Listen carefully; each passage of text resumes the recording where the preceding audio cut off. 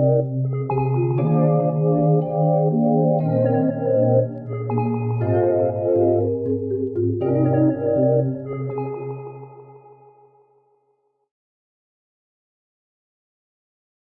you're a fan of awesome shooters with incredible storytelling, there's no way that you've managed to go this long without hearing about Ready or Not. Whether you've watched one of the dozens of reactions to playing through the Valley of the Dolls, or learned about the wild ARG for the game, or heard some of the conspiracies about its development, you have to agree that there's a lot more to this game than just squad combat. Ready or Not presents a hidden narrative, a dramatic conflict, villains we can be sympathetic towards, and heroes which we perhaps cannot.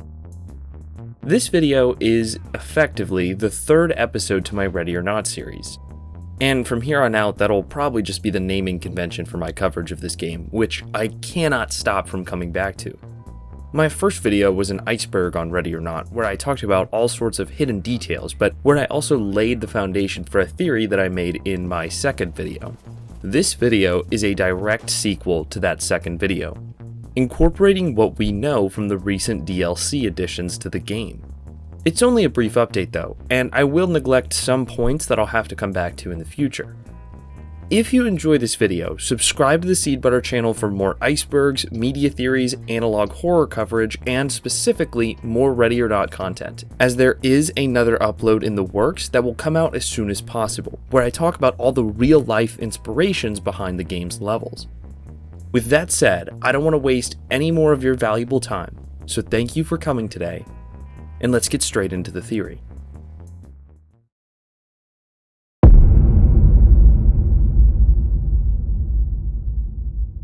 The Judgement Theory acknowledges that references to real-life conspiracies underscore Ready or Not, and that there is, without a doubt, a hidden conflict and story within the game that requires uncovering. This is supported by the history of the game's development and marketing with an unfinished ARG and all sorts of hidden materials sprinkled throughout the levels. The theory surrounds the player character, David Judge Beaumont, poster boy law enforcement officer.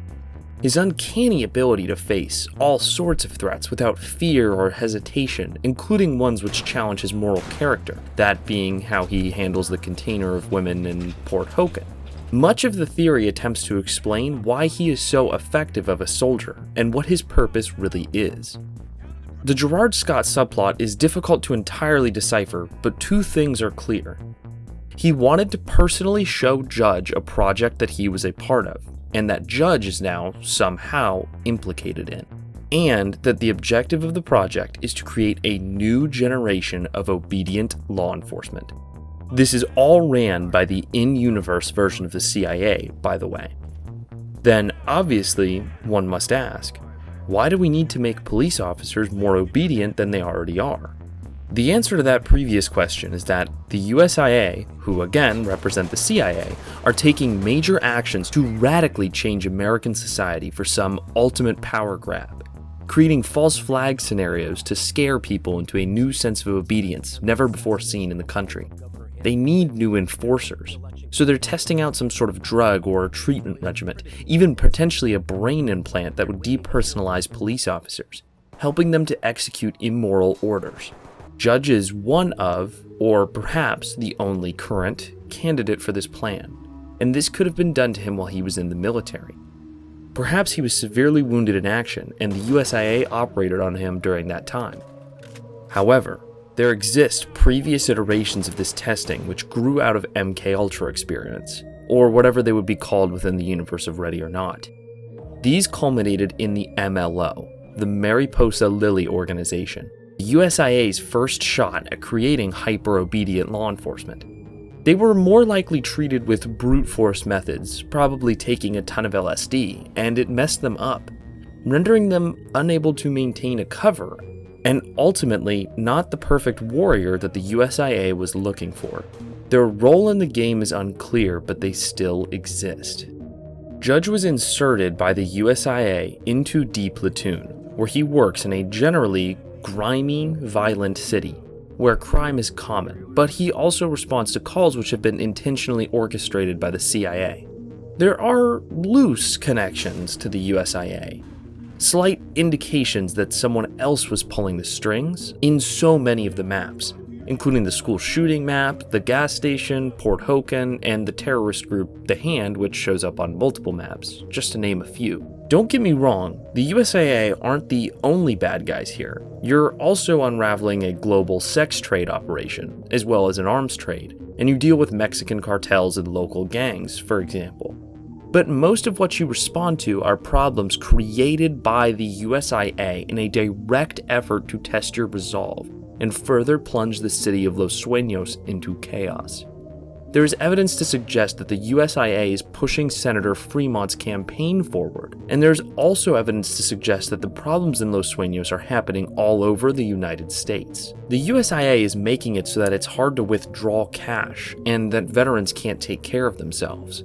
They allow a drug and sex trade to spread, pushing homelessness, and even incentivizing a garbage strike to continue on, leaving the city dying while they push their campaign. All while you are tested and groomed to be one of their eventual soldiers. However, not all hope is lost. The Left Behind, though probably not aware of what they're doing, are dealing blows to the USIA by interfering with their plan to get him into the White House. Gerard Scott, though canonically in custody, was able to deliver his message to Judge in time, and he might have more tricks up his sleeve. And finally, as I explained in my last video, Judge himself might be waking up. I argued that, in the previous video, Judge may actually have a wife and 3 daughters, and that his love for them was what really pushed him to speak out of turn when he was ordered to leave behind the kidnapped women at Port Hoken. If the game moves in the narrative direction I think it could, Judge may wake up from his programming and perhaps even do battle with other super soldiers like him or the leftover MLO members. Now, that is a really brief way of putting it. I mean, the video I made was pretty long, but that's where I'm at. That video, of course, didn't take into account any of the evidence from the DLC maps, which came out immediately after I posted it. In general, the DLC maps didn't have as much to do with the overall story as the main maps did. But the final one added in Dark Waters, called 3-Letter Triad, was extremely important.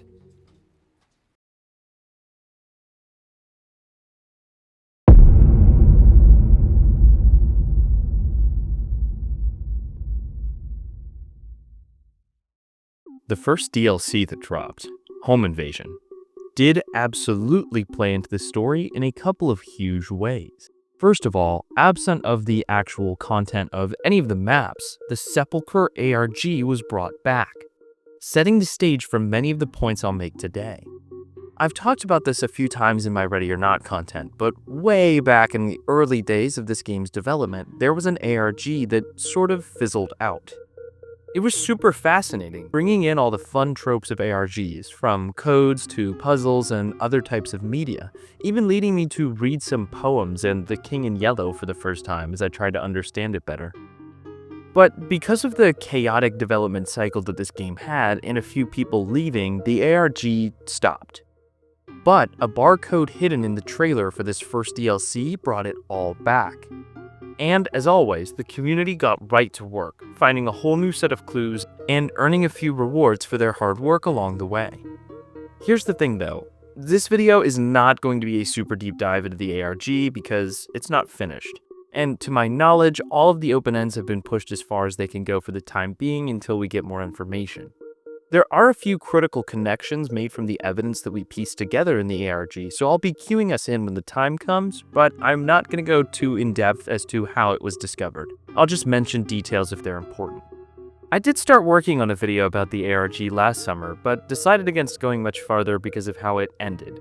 However, now that it's rebooted, it's probably going to go in a different direction than the original stuff. So regardless, if I do cover it, it will have its own dedicated video in the near future. The 3 DLC maps from Home Invasion take place immediately after the Port Hoken map, where there's actually a reference to an oncoming hurricane, and also that's why it's storming. Soon after that mission, Hurricane Antonio makes landfall in Los Sueños, leaving a wake of destruction behind in his path. Hundreds of people have been killed, there's billions of dollars in structural damage, and thousands are displaced. There's even a new hub map, littered by FEMA tents and debris. Now, the USIA is pulling a lot of strings, but let's be real, they probably didn't plan a hurricane. That said, it certainly wasn't what Los Sueños needed right now.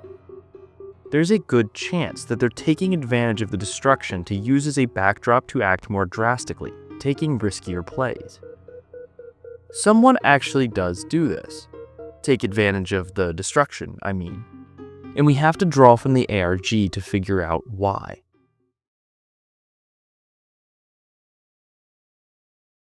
Alright, quiet down and listen up. Today we're doing something a little different. There's a property in Greenside, the old dormitory. It's been on our list for a while now to just move through and clear them out. The hurricane just bumped it up to the top of the list. Surging water and dangerous winds drove people off of the streets. Desperate people. The homeless, the suicidal, drug addicts, anyone forgotten and left behind flocked to abandoned structures and clung into one in particular. Dorms. Specifically, a set of abandoned dorms at Greenside College. Long condemned for demolition, they have become a haven in the wake of Hurricane Antonio. After an LSPD officer was shot responding to the site, it's our turn. We do our job, and we do it well, securing anyone hostile, relocating the displaced, and collecting drug paraphernalia. Something's a little off. Why on earth are homeless people geared up with armor and M4s? We aren't just dealing with people who are confused and scared, but hardened fighters who give D Platoon a run for their money. This really isn't addressed in-game, and after completing the mission, we just move on to new work. But the Sepulchre provides us with some clues. The ARG reveals that the dormitories aren't just a temporary haven for the homeless. Rather, the MLO, who have been confirmed to be back, have been using the building to conduct experiments. But before I explain that, let's just look at the mission briefing. We're addressed by team lead that there's an old dorm from the Greenside Community College which has had a spike in 911 calls and other complaints recently. The hurricane drove dozens of vagrants and homeless inside, and also those who just needed help or had nowhere else to go. This culminated in some sort of gunfight, and a uniformed LSPD officer was shot. The timeline isn't 100% clear whether there was an initial gunfight which prompted the LSPD response, or the LSPD check-in was what led to the gunfight. So there's a few holes, but nothing plot-breaking. With an officer in need and people in danger, we clear the dorms, arresting all we can, securing evidence, albeit coming under heavy fire. The mission ends, and we head back to the police station. That's as much as the game itself will tell you about this place. But of course, courtesy of Sepulchre, there is more. Through a series of clues and puzzles, we learn that the activity in the dorms was all but routine. Critically, we intercept the communication which reads as follows: Camellia to command. Chosen secured. Relay released to Greenside. Compound 4L1 administered. It's here we introduce potential new antagonists and the chemical compound 4L1, which has a variety of real-life applications, but it's commonly used to research the creation of new drugs. We can't yet confirm who the Chosen are, or who Camellia is. But we do know that the Chosen are either a group of people or a single person acting as a test subject for the organization that Camellia is a part of. It's most likely, though, that these guys are a continuation of the MLO, as they seem to be picking up where the MLO left off, thematically, and fitting into the ARG as well. I think you'll come to agree with me as we move on. Sidestepping and looking further at the rabbit hole of this ARG, we come to a text exchange between Camellia and other members of this subgroup, which seem to explain just how much of a loss they suffered during the raid. User Oleifera has logged in. Why wasn't the site sterilized before relocation? A gunfight with the local PD is the last thing we wanted. Chris relayed that GRNSD was clear for use. Why didn't anyone double check? I did, but Chris gave me old intel and footage. I followed SOP. There were no bodies within a K for a few days. Until there was. 4L1 kept them quiet. Now we have several principals in custody, one dead, and an LSPD officer in our safe house. Youth, liaise with our plants, calm the waters, and bury the hand at GRNSD. Gurj, process Gil. If they're worth it, take them. If not, field them. Gil, bring me Chrysantha. User Chrysantha has logged out.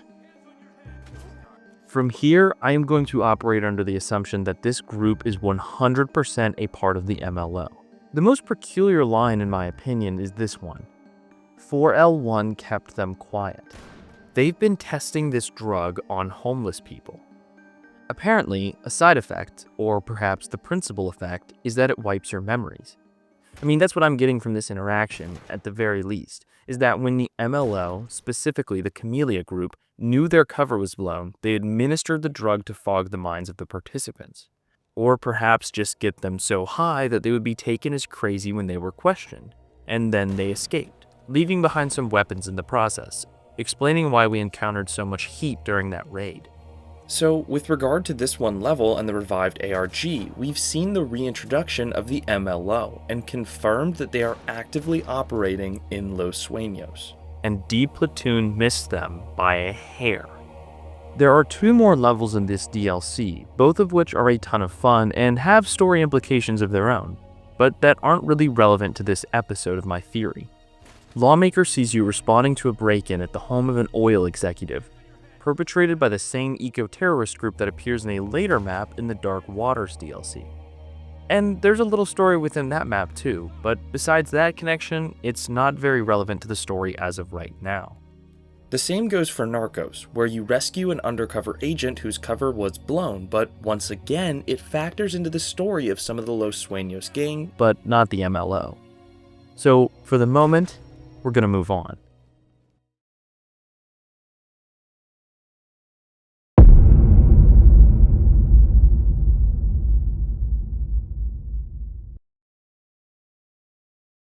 We now have to address the second DLC, Dark Waters.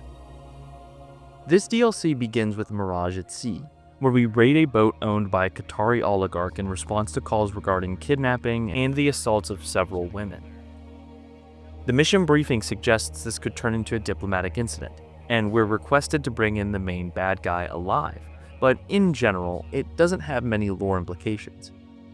The fact that this guy might be involved with trafficking women could factor into the broader story being told within Ready or Not about sex trafficking, but there aren't any sure connections in that regard. Confirming this would merely suggest that the sex ring we know is active in Los Sueños and also Romania would potentially be active in Qatar as well, but I really find this unlikely. This mission comes across as an isolated incident. Well, the oligarch has probably done this a million times, but this specific instance was just him kidnapping a girl he liked. So this theory won't incorporate any more information from that map. The same runs true for the next map, Leviathan. Taking place 20 months after the Lawmaker map and after the UPF had a massive change in leadership, they staged a much more violent attack on an oil rig off the coast of Los Sueños.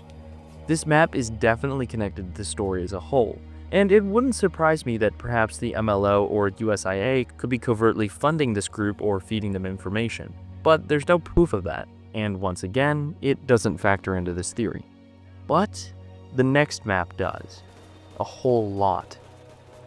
The final map of the Dark Waters DLC, 3-letter Triad, clues us in on its lore implications from the very start.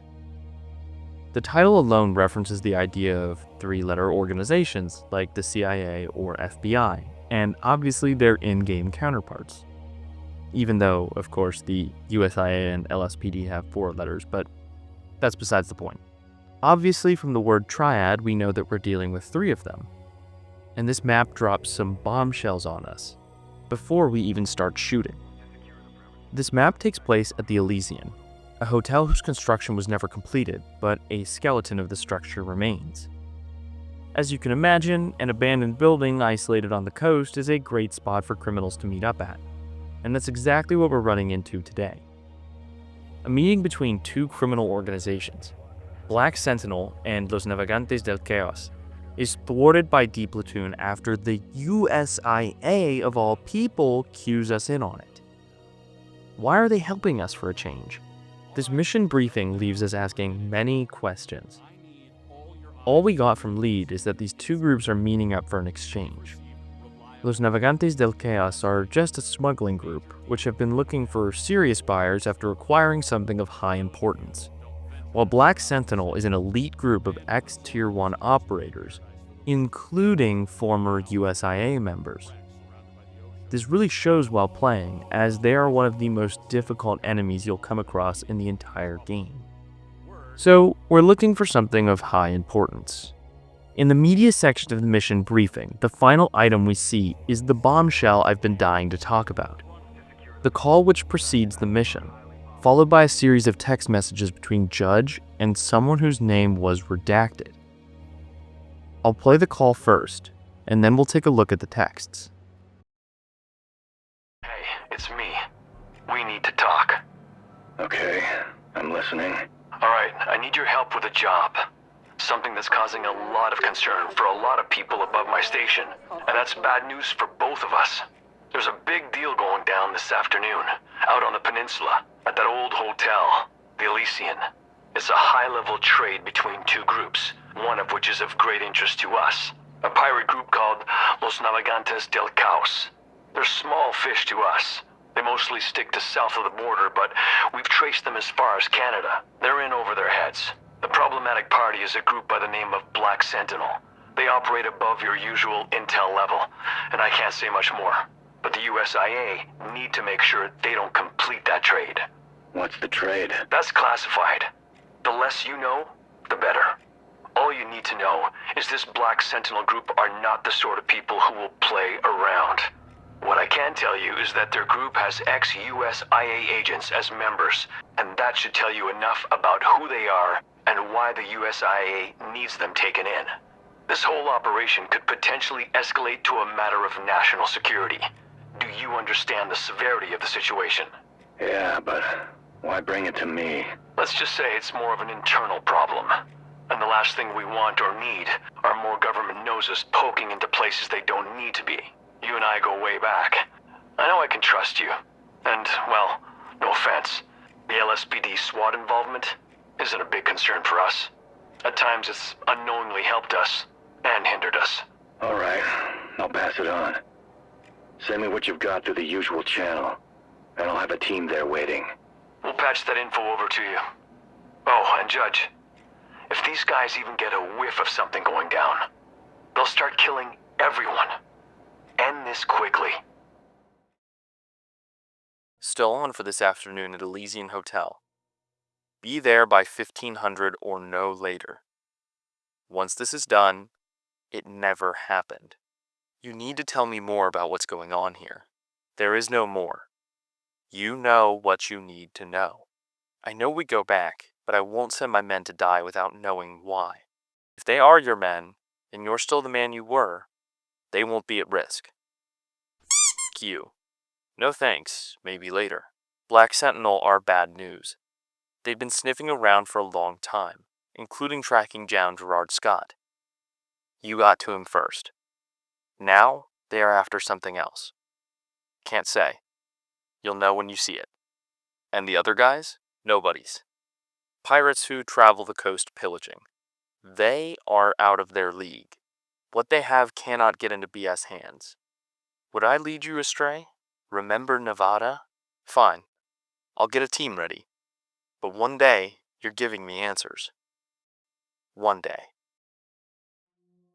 From the mission briefing, we know that the USIA tipped us off to this exchange. I have to imagine that this redacted person is a member of the USIA who knows Judge from, quote, way back. Judge ran the information up the chain of command, showing them these texts, which is why they ended up in the mission briefing. He prepped his team with the limited information he received, and they made their way out. This helps us answer so many questions we've had for a while, and identifies so much new lore. First of all, Judge obviously knows who this guy is. They're talking on a, well, friendly-ish basis. But the name is redacted in the team briefing. Presumably, all of D Platoon has access to this information, so it appears that the only reason they redacted his name was so that he could keep it from the rest of his men. Remember how we talked about how Judge's insertion into D Platoon was suspect? How we didn't know much about his background, how his team didn't really know much of his past, and yet he was given an important position of leadership. I think Judge's command knows where Judge comes from, and keeps that information from the rest of D Platoon. And if command says that the USIA tipped us off to this exchange, then that must mean this contact is a USIA member.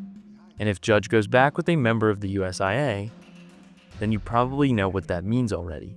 In Judge's past, he was connected to the organization. In the Judgment Theory, I suggested that David Beaumont was experimented on by the USIA, who I believe founded and possibly control the MLO. I theorized that he was part of a new generation of experimentation on soldiers or police officers that would succeed the MLO, because the MLO were too zombie-like to fit in. However, Judge has a family, and is a seemingly mostly normal human, suggesting that his conditioning was different from merely shoving LSD down his throat. I also suggested the possibility that he was critically wounded while fighting in the War on Terror, and that the experimentation happened then, RoboCop style. But now, it's all different. I think we can confirm that Judge was indeed part of the USIA at some point, even going on clandestine missions, this event that happened in Nevada that we aren't privy to, where he engaged in some secret combat. On US soil, which is a crazy detail. Does this mean that Judge is the bad guy? I mean, for years, the community at large, myself, and other creators who mostly focus on Ready or Not lore have been suggesting that the MLO and the USIA are the bad guys. Is Judge bad too? I thought he was our protagonist. Furthermore, does it fully and outright confirm that the USIA are bad like we've always thought? The caller makes a comment when he initially reached out to Judge, saying something to the effect of the LSPD SWAT both helping and hindering their mission. How would D Platoon ever hindered the mission of the USIA if they were just answering 911 calls and doing good for their community? And furthermore, unless that guy slipped up and said that line to Judge on accident, it implies that Judge knows the USIA is up to an ulterior motive. And that would mean he is, at the very least, complicit. At this time, I'm not going to suggest that Judge is a bad guy. We need to dig into the actual mission first. As we fight through the Elysium, we encounter some of the toughest combat we've had yet, but eventually make our way to the spot where the deal is going down. And of course, we find the mysterious package. Los Navegantes del Chaos have come across a valuable VIP. In return, Black Sentinel was delivering a sort of chemical or biological agent. Activating the canister opens it, and it's revealed to be unstable. Whatever this is, it is a big deal. But of course, we stop the exchange, beat the mission, and save the day. When we actually complete the mission, we don't hear back from our USIA friend. If we clear it perfectly and head on over to the evidence room, we get a better look at the canister, and it's revealed that it was a phony the whole time. The canister is described as follows. Small vial removed from a canister containing a falsified serum compound used as part of the barter between Black Sentinel and Los Navegantes del Chaos for Dr. Anthony Schwartz. Forensics in the lab ran tests post-operation. Results comprised of dead cell genetic infusion, manipulated strains of failed recombinant DNA with no identifiers, various types of blood plasma, and expired chemicals. It is of no harm or use. So, Black Sentinel made this phony device to scam Los Navegantes out of Dr. Schwartz. Los Navegantes must have kidnapped the doctor, figuring he was some value to, well, dangerous groups. This leads me to believe he most likely has some ability to produce weapons, or maybe even compounds similar to what is being exchanged here. Throughout the entire rescue, Schwartz is yelling at D Platoon, warning them about something. I'll explain everything to you. What I think happened is that Schwartz was working for the USIA, and was part of their effort to continue fighting against the good people of Los Sueños from the shadows. Feeling guilty, he made a break for it and tried to start a new life, maybe making his way down to Mexico. But he showed off his wealth a little too much and got himself kidnapped. He was interrogated, and when Los Navegantes found out his value, they put him up for sale. This, of course, attracted the attention of Black Sentinel. Black Sentinel is full of ex-USIA members, which leads me to believe that they are an entirely separate group from the USIA, but that the USIA probably has some eyes and ears there. And they're very dangerous. The USIA saw an opportunity to get their guy back and also take out a group which could potentially cause them harm. Remember how our mysterious caller suggested Black Sentinel made a move on Gerard after D Platoon did. Maybe the USIA sees them as a potential threat to their mission. That's why the USIA agent who knows Judge reaches out to him. He knows Black Sentinel will fight to the death, but he also knows that Judge might be the only operator who can kill them all. And of course, get back their VIP scientist, killing two birds with one stone. There's one more secret on this map though. Perhaps the most damning thing I have ever seen in Ready or Not. The secret MLO hideout. Alright, what on earth is happening right now? Why are there statues with MLO floral symbolism on them?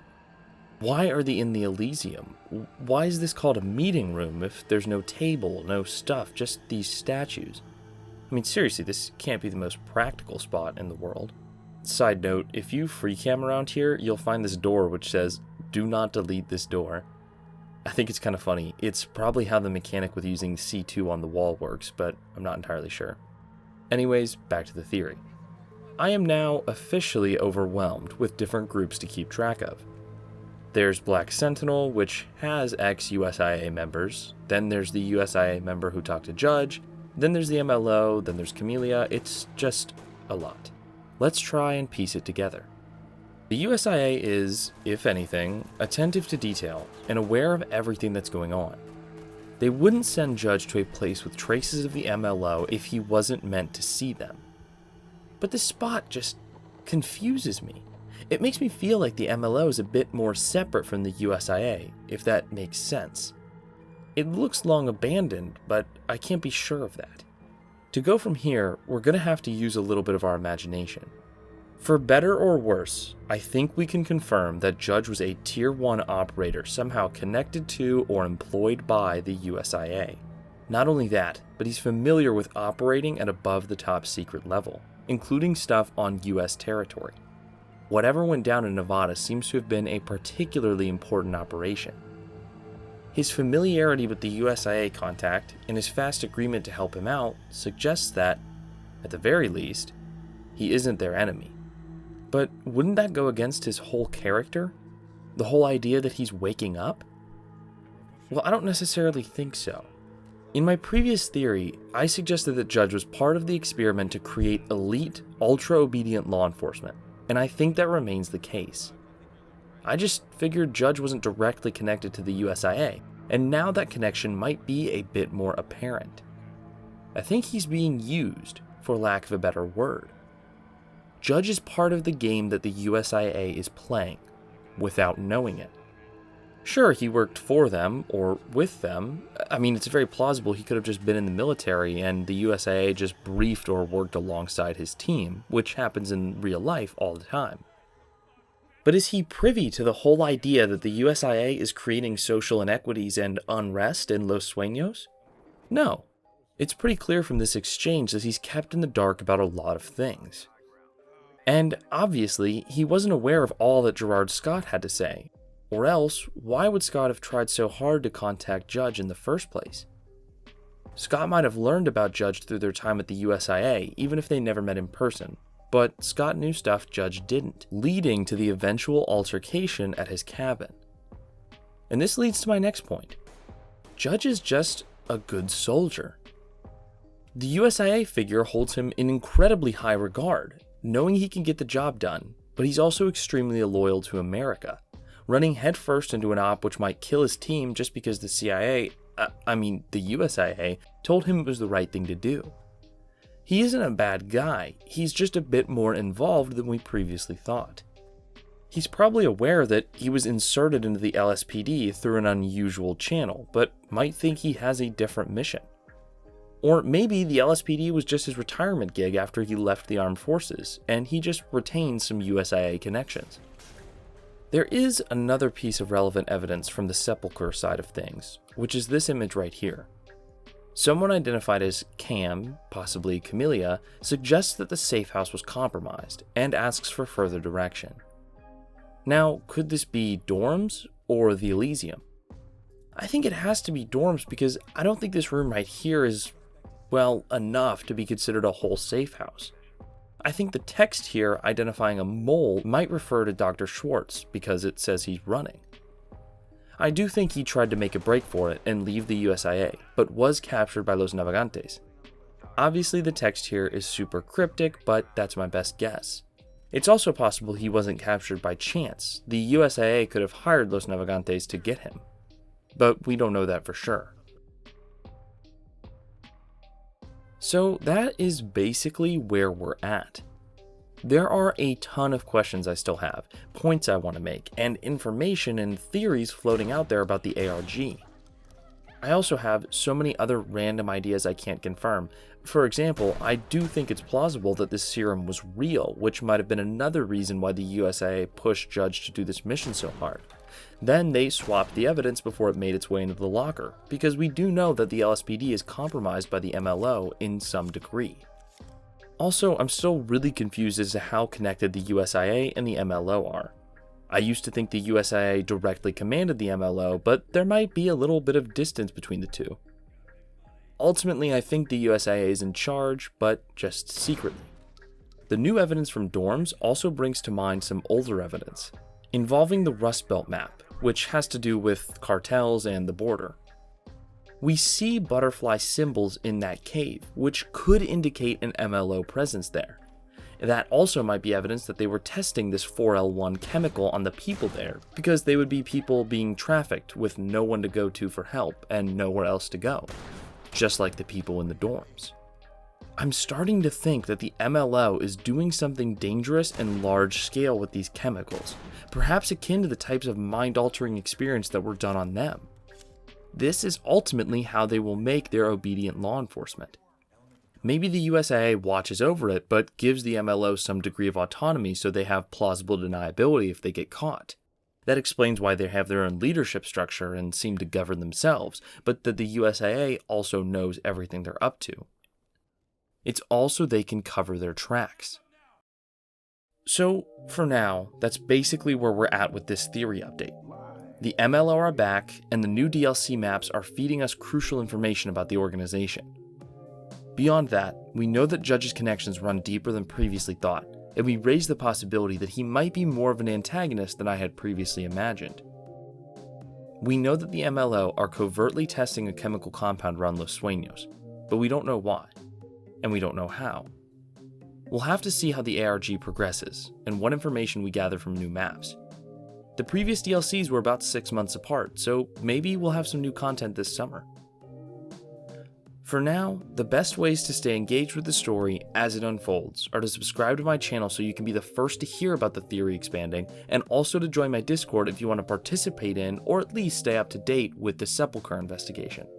Also remember that I'll be dropping a video in the near future about all the inspirations behind Ready or Not maps in real life, so subscribe so you can stay tuned for that. Anyways, I apologize for this being a bit unorganized, but the fact is, we kind of have to jump around with this type of cryptic evidence and theorizing. I'm nowhere done with this theory, and one day I'll eventually figure this all out. I'm loving this game so much, and all the crazy directions it's going in, it's just so fun. With that said, thank you all for your support of the Seed Butter channel, and thank you especially to my Patreon members who got to watch this video early. If you're able, consider subscribing to my Patreon for a host of benefits such as early uploads, thank yous in every video, and VIP Discord channel access. Thanks again, everyone, and have a good night.